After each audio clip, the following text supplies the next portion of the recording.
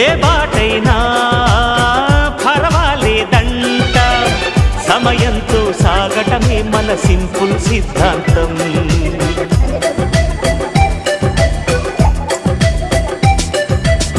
చిరుగాలికి పరిమళమిచ్చే సిరిమల్లెల వనమై ఉందాం, గగనాన్ని నేలను కలిపే హరివిల్లుల బంతెన అవుదాం. ఆనందం అంటే అర్థం మనమందా, ప్రతి పూట పాటై సాగే హుషారు సరిగమలో. ఎన్నో ఎన్నో రాగాలుండే సంగీతం కాదా, చల్లకి నవ్వుల కేరింత.